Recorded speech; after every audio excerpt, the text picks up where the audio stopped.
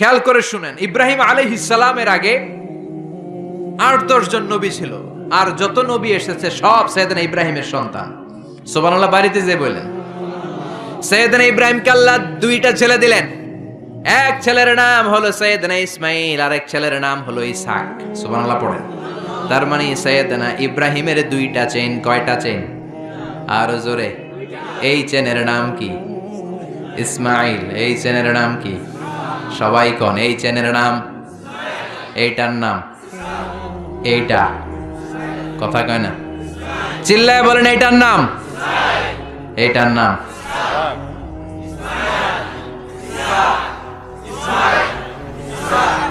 সুবহানাল্লাহ পড়ো। সাররা আর হাজেরা, হাজেরার গর্ভ থেকে এসেছে ইসমাইল, আর সাররার গর্ভ থেকে এসেছে ইসহাক। সাইয়েদনা ইসমাইল, সাইয়েদনা ইসহাক, এই 2 ছেলেকেও সাইয়েদনা ইব্রাহিম বললেন উনি আসিতেছে। উনি কে? মুহাম্মদ সাল্লাল্লাহু আলাইহি ওয়াসাল্লাম। এই 2 ছেলে সবাইরে বলে গেলেন আসবে, উনি আসবেন। কিন্তু দুঃখজনক হলেও সত্যি, সাইয়েদনা ইসমাইলের ঔরসে কোনো নবী আল্লাহ পাঠান নাই। সাইয়েদনা ইসমাইলের কোনো ছেলে নবী নাই, নবী নাই, নবী নাই, নবী ছাড়া এটা ইসমাইলের ঔরসে কোনো নবী নাই। সব নবী, এই যে লক্ষ লক্ষ নবীর কথা শুনি, সব ইসহাক আলাইহিস সালামের বংশধর। সুবহানাল্লাহ বলেন। আরো জোরে চিৎকার করে পড়েন সুবহানাল্লাহ।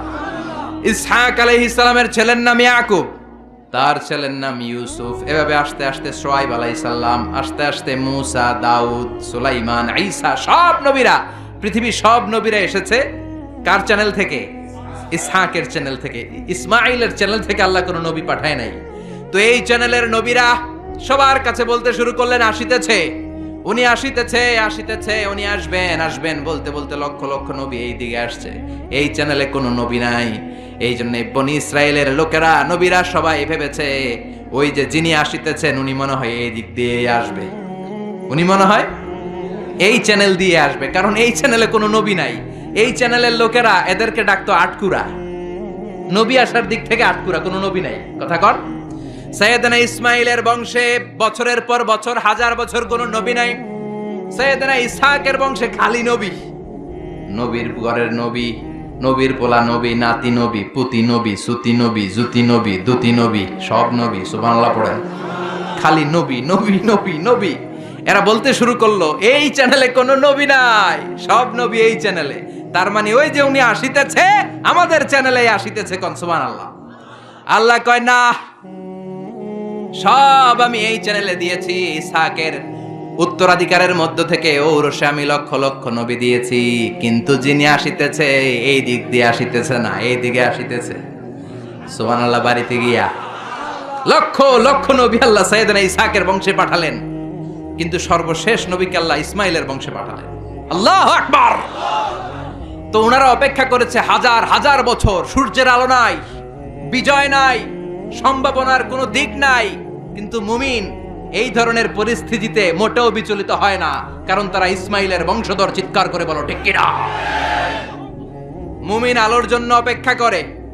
হাজার হাজার বছর আলো নাই, মেঘের পেছনে সূর্য ঢাকা পড়েছে, কিন্তু মুমিন ভয় পায় না। মুমিন ভালো করেই জানে রাত্রি যত গভীর হয়, সুবহে সাদিকের সূর্যের উকি মারার সময় কাছে আসতে থাকে। প্রসব বেদনায় মা যত কাঁদে, গর্ভবতী মায়ের পেটের ব্যথা যখন বাড়তে থাকে, মা যখন চিৎকার করতে থাকে, আশেপাশের আত্মীয়রা সবাই হাসতে থাকে, কারণ নতুন বাচ্চা দুনিয়াতে আসতেছে। চিল্লা এখন ঠিক কিনা? এজন্য অত্যাচার, জেল, জরিমানা, খারাপ পরিস্থিতি মুমিনের সব সময় থাকে না। শেষ সময়ে বিজয়ের পতাকা মুমিনের হাতেই পতপত করে উড়ে। চিল্লায় বলেন ঠিক কিনা? ইসহাকের চ্যানেলে আসে নাই। এই যে আসিতেছে, he is coming, coming, coming, ইনি আসছেন, তিনি আসবেন। এই চ্যানেলে লক্ষ লক্ষ নবী এসেছে, কিন্তু বিশ্বনবী আসে নাই। বিশ্বনবীকে আল্লাহ তাআলা যেই চ্যানেলে আল্লাহ কোন নবী দেয় নাই, ওই চ্যানেলে পাঠিয়ে বিশ্বনবীকে বনি ইসরাইল বানান নাই। আল্লাহ তাআলা বিশ্বনবীকে বনি ইসমাইল বানিয়েছেন। পড়েন সুবহানাল্লাহ। বিশ্বনবী হলেন বনি ইসমাইল। ইহুদি, নাসারা, খ্রিস্টান যারা দুনিয়াতে আছে সব হলো বনি ইসরাইল। বিশ্বনবী হলেন সাইয়েদনা ইসমাইলের বংশধর। এজন্য বিশ্বনবী হলেন প্রমিসড মেসেঞ্জার।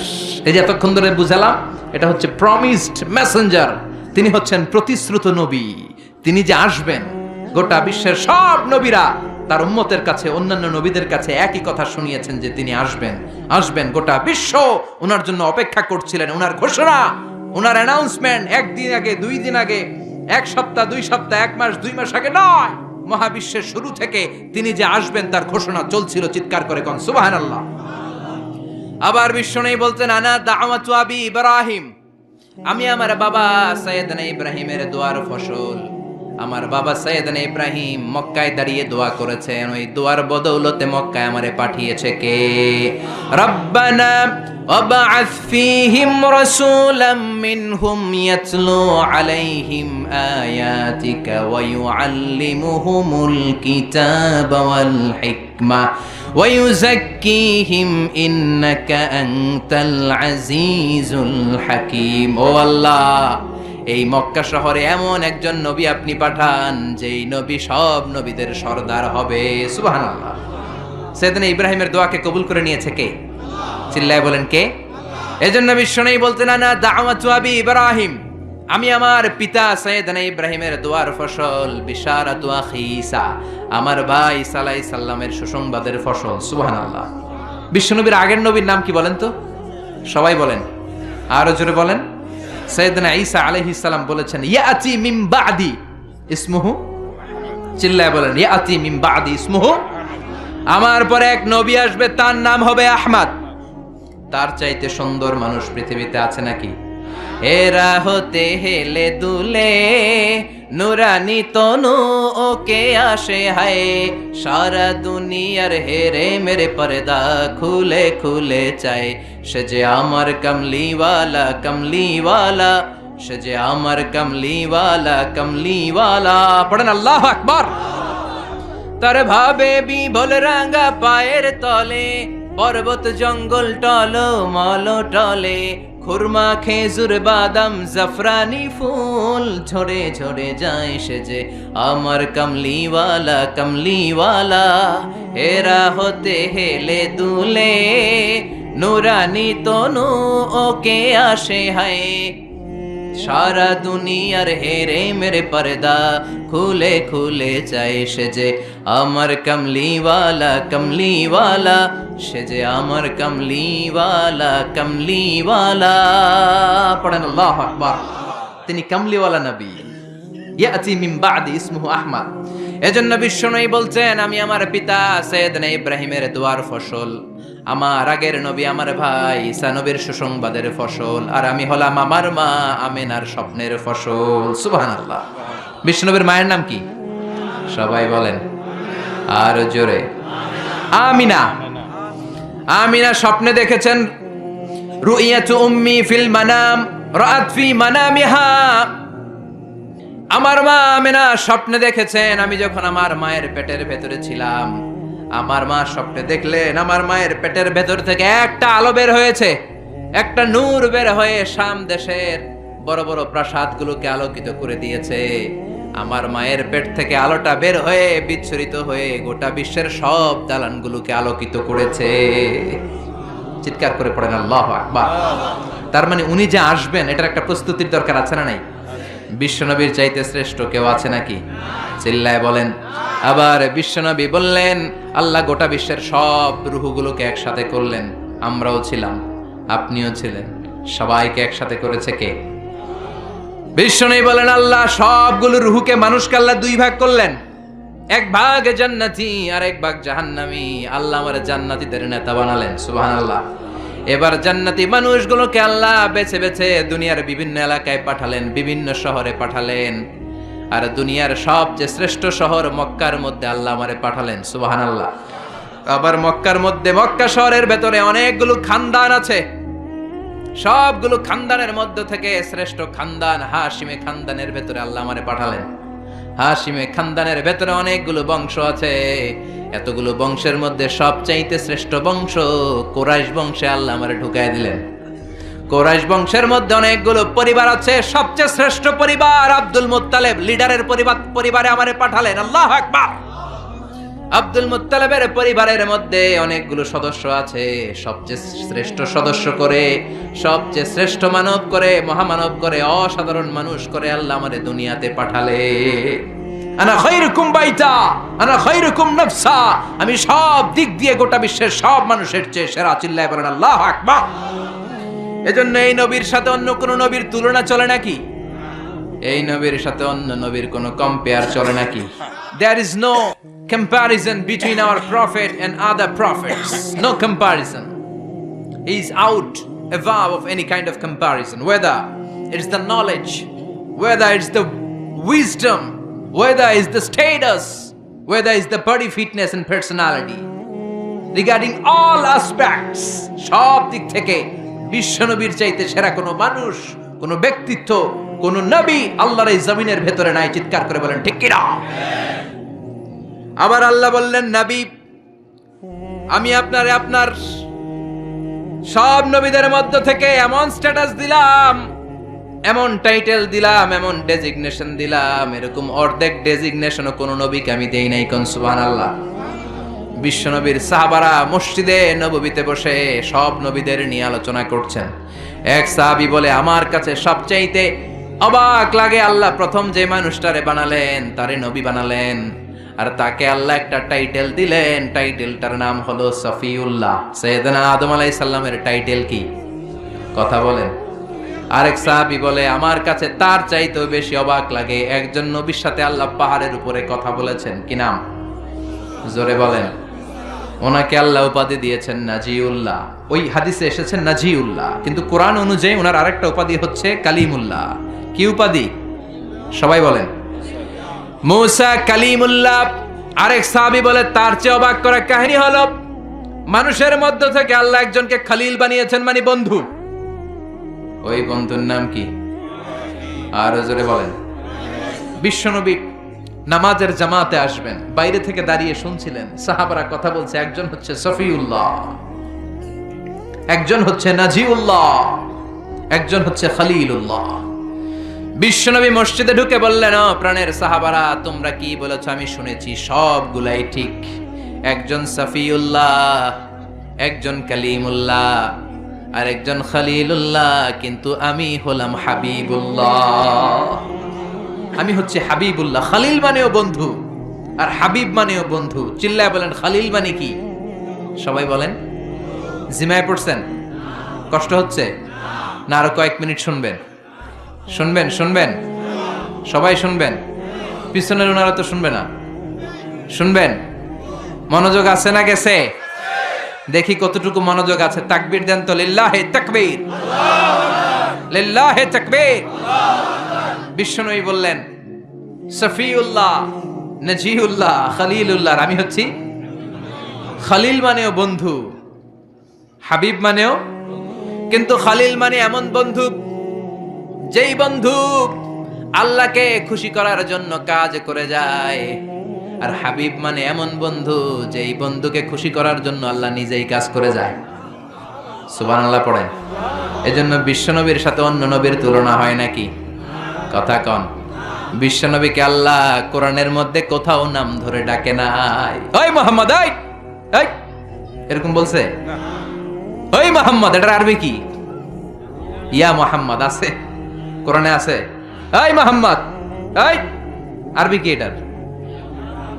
হ্যাঁ আছে। হাফেজ কে কে আছো দেখি? কয়জন আছে? মাশাআল্লাহ, অনেক হাফেজ। পুরো 30 পারা কোরআনে ইয়া মোহাম্মদ আছে, দেখাইতে পারবা? কিন্তু ইয়া আদম আছে না নাই? ইয়া মুসা, ইয়া ইয়াহইয়া, ইয়া ইব্রাহিম। সুবহানাল্লাহ পড়েন।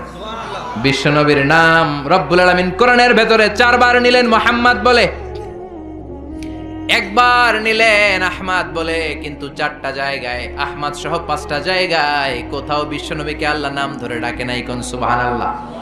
আবার আল্লাহ বললেন, খবরদার নবীর সাথে যারা থাকো ভদ্রভাবে থাইকো। কার কথা?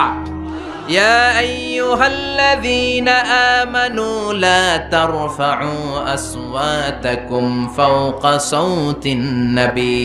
খবরদার নবীর কণ্ঠের চাইতে যেন তোমাদের কণ্ঠ উঁচু হয়ে না যায়। কার কথা? সাহাবাদেরকে আল্লাহ ডেকে বললেন, ও সাহাবারা শোনো, আমার নবী তোমাদের সাথে থাকে, তোমাদের সাথে ঘুমায়, তোমাদের সাথে হাঁটে, তোমাদের সাথে বাজারে যায়, তাই বলে তোমরা নিজেরা নিজেদের সাথে যেমন আচরণ করো নবীর সাথেও কি তেমন আচরণ করা যাবে নাকি? কথা বলেন, এটা কি যেন তেন নবী? এটা যেন তেন নবী? আল্লাহ বললেন খবরদার নবীর কণ্ঠের চাইতে যেন কণ্ঠ বড় হয়ে না যায়। কয়েকজন সাহাবা বসে বনু তামিম গোত্রের লিডার কে হবে বিশ্বনবী সাহাবীদেরকে নিয়ে গোল টেবিল বৈঠক করছেন। আমাদের দেশে বৈঠক হয় না, রাউন্ড টেবিল মিটিং হয়, শুনছেন আপনারা পত্রিকায়? কি বৈঠক? গোল টেবিল বৈঠকে বিশ্বনবী বসেছেন, আবু বকর আছে, ওমর আছে, উসমান আছে, আলী আছে, সব সাহাবারা আছে। বিশ্বনবী বললেন বনু তামিম গোত্রের একজন নেতা বানাবো, কে নেতা হলে ভালো হয়? সাইয়েদনা আবু বকর বললেন নবী, উনি হলে ভালো। ওমরে ফারুক কয় না নবী, আবু বকর যার কথা বলছে সে হইলে ভালো হয় না, আমি জানি কে হইলে ভালো। বিশ্বনবী বললেন তাইলে কয় এ হইলে ভালো হয়। আবু বকর বলে ও নবী, ওমরের কাজ হলো খালি আমার এক পোক করা, গুতা মারা। আমি একটা কইলে উনি আর একটা বলবে, এটা আমি জানি। মানুষ ছিলেন তো, মানুষ, মানবীয় গুণের ঊর্ধ্বে ছিলেন না তো। আমি একটা বললে আমার বিরোধিতা করবে ওমর, এটা আমি জানি। ওমর বলে আমিও জানতাম, আমি যারে কমু এটা আপনি কইবেন না। ওমরে ফারুক বসলেন, এবার বিশ্বনবী কথা বলতে লাগলেন। ওমর ফারুকও কথা বলে কিন্তু নবী শোনে না। বিশ্বনবী বলেন আর একটু জোরে হ, একখানা জোরে হ বাজি, আরো জোরে হ, আরো জোরে বলো। কিন্তু ওমরে ফারুক ভয়ের চোটে বলে আমল সব বাতিল হয়ে যাবে। সুবহানাল্লাহ পড়বেন না? কি নবী, কি নবী আমরা পেয়েছি, কি তার স্ট্যাটাস, কি তার স্ট্যাটাস, কি তার বুদ্ধিমত্তা। ছোটবেলা থেকেই এই নবীরে বুদ্ধি দিয়ে বড় করেছে কে? ইন্টেলেক্ট দিয়ে বড় করেছে কে? কাবা ঘরের নির্মাণ কাজ শুরু হয়ে গেল। কাবা ঘরের সবচাইতে দামি একটা পাথর, কাবা ঘরের 4টা কর্নারের একটা কর্নারের মধ্যে সেট করা পাথরটার নাম জোরে কন, আরো একখানা জোরে হও, হাজরুল আসওয়াদ। এটা জান্নাতের পাথর। কিয়ামতের দিন আল্লাহ তাআলা এই পাথরকে একটা জিহ্বা দিবে। সুবহানাল্লাহ পড়েন। এই পাথরকে 2টা চোখ দিবে, আর আল্লাহ বলবেন ও পাথর বল কে কে তোরে কিস দিছিল। কিস কিস দিলে হাজরা আসওয়াদে দিবেন, উল্টা পাল্টা জায়গায় দেওয়া যাবে? কথা কন, কই দিবেন কিস? হাজরা আসওয়াদে নাকি বাবার পায়ে নাকি বাবার কবরে? কেউ ফিরে না খালি হাতে, খাজারে তোর দরবারেতে, আছে না নাই? ওই জায়গায় কিস দেওয়া যাবে? বাবারে মিস করা যাবে? মিস করবেন বিশ্বনবীকে। কাকে মিস করব? চিল্লায় বলেন, আরো জোরে বলেন। আল্লাহকে যে পাইতে চাই হযরতকে ভালোবেসে, আরশ কুরসি লৌহ কালম না চাইতে পেয়েছে সে। হযরতকে ভালোবেসে, আরশ কুরসি লৌহ কালম না চাইতে পেয়েছে সে। আল্লাহু আকবার। এই নবীর ভালোবাসা ছাড়া জান্নাতে ঢোকা যায় না। এই নবী ছোট্টবেলায় কেমন বুদ্ধিমান ছিলেন। কাবা ঘরের নির্মাণ কাজ শুরু হয়ে গেল। কাবা ঘরের 4টা কর্নারের একটা কর্নারের মধ্যে একটা পাথর আছে। পাথরটার নাম কি? এই পাথরটার মধ্যে চুমা দিলে জীবনের গুনাহ মাফ করে দেয় কে? ওই পাথরে চুমা দিতে যাই আর ঠেলা ঠেলি আছে না নাই? ধাক্কা ধাক্কি আছে না নাই? হজ করছেন, উমরা করছেন, কারা হাত তোলেন? অনেকে করছেন। ধাক্কা ধাক্কি আছে না? আছে। মানুষ কি যে ধাক্কা ধাক্কি করে, এটা ঠিক না। বিশ্বনবী বলেছেন চুমো দাও, চুমো দিতে না পারলে হাত দিয়ে আঘাত করো, এরপরে ওই হাতে চুমো দাও। কিংবা লাঠি দিয়ে পাথরটার মধ্যে কুতা মাইরা লাঠিতে চুমো দাও। আর ধাক্কা ধাক্কির কারণে দিতে না পারলে দূর থেকে এরকম হাত দিয়ে ইশারা করো, সুবহানাল্লাহ। তারপরও পাথরটা আপনার পক্ষে সাক্ষী দিবে, সুবহানাল্লাহ। তো এই পাথরটা কি দামি না কম দামি? কাবা ঘরের নির্মাণ, হাজরা আসওয়াদের পাথরটাকে একটা নির্দিষ্ট জায়গায় রাখা হলো। সবাই মিলে কাবা ঘরকে নির্মাণ করা শুরু করে দিল। সবাই মিলে পাথর এনে কাবা বানায়। শুনতেছেন? মনোযোগ আছে না গেছে? আমার দিকে তাকান। মনোযোগ আছে? মনোযোগ আছে? পাথরটাকে সরানো হলো, পাথর এনে কাবা ঘর বানানো হলো। এবার এই হাজরা আসওয়াদের পাথরটাকে কাবা ঘরের ভিতরে কে সেট করবে এই নিয়ে মারামারি। কারণ এটা দামি পাথর, এটা জান্নাতি পাথর। এটা কি পাথর? আরো জোরে বলেন। এই পাথরটা কি পাথর? জান্নাতি পাথর, দামি পাথর। এই পাথরটাকে সরিয়ে কাবা ঘরকে রিনোভেশন করা হলো, পুনরায় নির্মাণ করা হলো, আর পাথরটাকে এক পাশে রাখা হলো। এবার 4টা বড় বড় দল ছিল মক্কার ভেতরে। এই 4 দলের মারামারি শুরু হইলো, কে পাথর রাখবে। এক দলের নেতা বলে, আমার চেয়ে বড় নেতা খেতা মক্কায় কেউ নাই, সব আমার, সব পিছনে যা। হাজরে আসওয়াদের পাথর কাবার মধ্যে সেট করা এটা অনেক সম্মানের ব্যাপার, এই সম্মানটা আমার দল নিতে চায়। আমি নিজ হাতে আমার দলের পক্ষ থেকে পাথর নিয়ে কাবার মধ্যে রাখবো। ওই দল বলে, প্রয়োজনে রক্তক্ষয়ী সংঘর্ষ হবে, আমার দল ছাড়া কেউ পাথরে হাত দিতে পারবি না। এরকম আছে না নাই? মারামারি, দেশ আমার, এই দেশ আমার, আমি স্বাধীনতার পক্ষে, আমি ওইটার পক্ষে, সব আমি খামু, আছে না নাই? 4টা দল, 4 দলের নেতাই বলে, প্রয়োজনে রক্তক্ষয়ী সংঘর্ষ হবে, রক্তের বন্যা হয়ে যাবে মক্কায়, কেউ হাজরে আসওয়াদের পাথরে হাত দিতে পারবি না। মক্কার কেউ সমাধান দিতে পারে না, কেউ পারে না। ছোট্ট মুহাম্মদ সাল্লাল্লাহু, বিশ্বনবী চলে আসলেন। বিশ্বনবী আসার পরে বিশ্বনবী বললেন, আমি সমাধান দিতে চাই। সবাইকে আমরা মেনে নিলাম, সুবহানাল্লাহ। কারণ ছোট্টবেলা থেকে সাদেক আল আমিন, সত্যবাদী, বিশ্বাসী, the most trust worthy personality in Mecca city.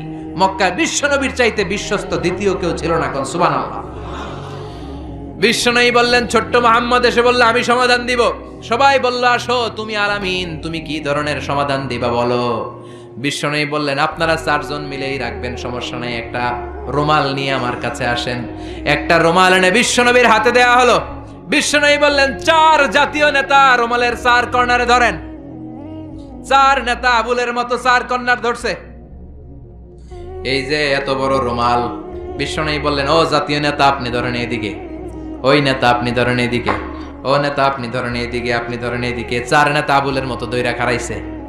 এবার বিশ্বনবী বললেন, হাজরা আসওয়াদের সামনে আসেন। বিশ্বনবী তার বরকতময় 2টা হাত দিয়ে মাঝখানে নিজ হাতে হাজরা আসওয়াদ রাখলেন, সুবহানাল্লাহ। বিশ্বনবী বললেন, এই তো আপনারা 4 জনেই ধরছেন, সুবহানাল্লাহ কইবেন না? কি বুদ্ধি, কি প্রত্যুৎপন্নমতিতা! এক একটা নবীকে আল্লাহ কি ইন্টেলেকচুয়াল পাওয়ার দিয়েছেন, সুবহানাল্লাহ। বিশ্বনবী বুঝালেন, এই তো 4 জনেই পাইছেন, মারামারির দরকার কি, এবার চলেন। বিশ্বনবী সামনে সামনে হাঁটে, 4 জাতীয় নেতা 4 কোনা ধইরা হাঁটে। মূলত হাজরা আসওয়াদ তার মধ্যে হাত লেগেছে কার? বিশ্বনবী, সুবহানাল্লাহ। আবার কাবার ওই কর্নারে যেয়ে দাঁড়ায়। বিশ্বনবী বললেন, সোজা হয়ে দাঁড়ান, আমি এবার ধরবো। বিশ্বনবী নিজ হাতে হাজরা আসওয়াদ পাথরটাকে তুলিয়ে কাবার কর্নারের মধ্যে রেখে দিলেন। বাকি 4 নেতা ছাগলের 3 নাম্বার বাচ্চার মতো আনন্দে লাফানো শুরু করলো, সুবহানাল্লাহ। কি বুদ্ধি, সবাই খুশি রাখার, কি প্রত্যুৎপন্নমতিতা! চিল্লায় পড়েন আল্লাহু আকবার। এজন্য এই নবী এমন নবী, যেই নবীর সাথে গোটা বিশ্বের কারো কোনো ধরনের তুলনা চলতে পারে না। চিল্লায় বলেন, পারে না। এই নবীর চেহারার সাথে অন্য নবীর চেহারার মিল আছে নাকি? অনেকে বলে সৈয়দনা ইউসুফ আলাইহিস সালাম সবচেয়ে বেশি সুন্দর ছিল, কিন্তু আমার বিশ্ব নবীর চাইতে বেশি সুন্দর নাকি? বেশি সুন্দর? বিশ্ব নবীর কুমারী বউ মা আয়েশা বলেন, ও মিশরের নারীরা, তোমরা ইউসুফ নবীর সুন্দর বলো।